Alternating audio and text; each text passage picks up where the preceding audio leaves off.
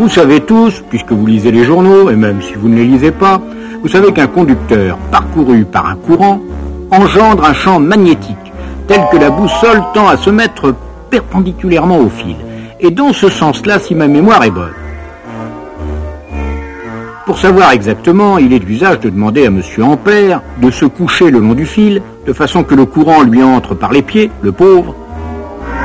Il voit alors le champ magnétique défiler de sa droite vers sa gauche. Merci, M. Ampère. Mais puisqu'un courant engendre un champ magnétique, nos messieurs se disaient que réciproquement, on pouvait espérer qu'un champ magnétique convenablement disposé autour d'un fil engendrerait un courant. Eh bien, cela ne marchait pas. Ou plutôt si cela marchait, mais seulement quand on approchait ou qu'on éloignait le champ magnétique du fil. Alors, avant de continuer, il faut que tout cela soit bien clair. Un courant crée toujours un champ magnétique, mais un champ magnétique ne crée pas de courant, sauf quand il se met à varier. On dit alors qu'il y a un courant induit. Pour tout vous avouer, le champ magnétique créé par un seul courant n'a pas des valeurs extravagantes, mais on fait passer le même courant plusieurs fois de suite dans le même sens et on a une bobine. Cette bobine, parcourue par un courant, va créer un champ magnétique. Une variation de champ magnétique aux alentours de cette bobine va créer un courant induit. Maintenant, nous allons, si vous le voulez bien, insérer la bobine dans notre circuit élémentaire. Dès qu'on ferme le circuit, le courant traverse la bobine. Un champ magnétique apparaît.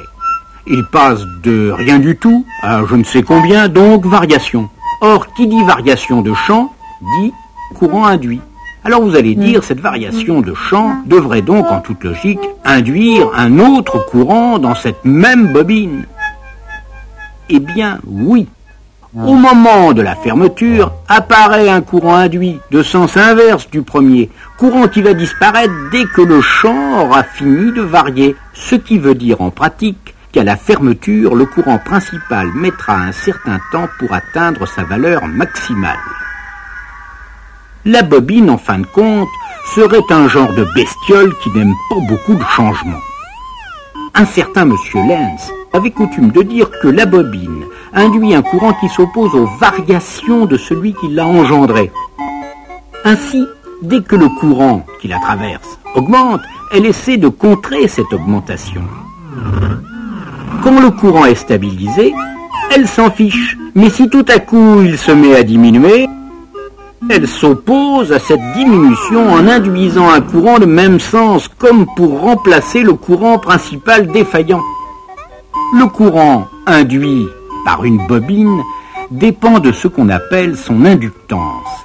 Notez L, laquelle inductance s'exprime en Henry, du nom de Monsieur Henry, qui était américain.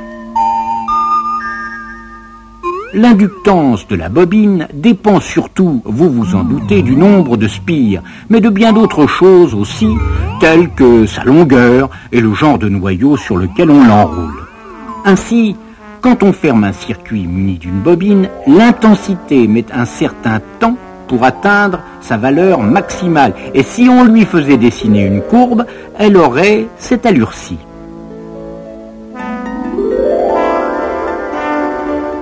Or, puisque la bobine est capable d'induire, de fabriquer un contre-courant, c'est donc qu'elle se comporte pendant ce temps-là comme un générateur.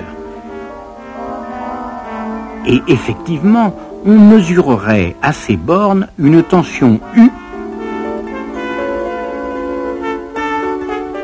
qui disparaît bien sûr dès que le courant principal est établi. Comparez les courbes. Vous verrez que l'intensité maximale est en retard sur la tension maximale. Ainsi, la bobine, comme son copain le condensateur, sont des bestioles qui s'intéressent aux variations. Au moment de la fermeture, le condensateur laisse d'abord passer le courant, puis ne le laisse plus passer au bout d'un certain temps. La bobine, elle, essaie d'abord d'empêcher le courant de passer, puis le laisse passer au bout d'un certain temps. Il ne nous reste plus qu'à voir ce qui se passe avec une source alternative, quand nos deux compères se retrouvent dans le même circuit.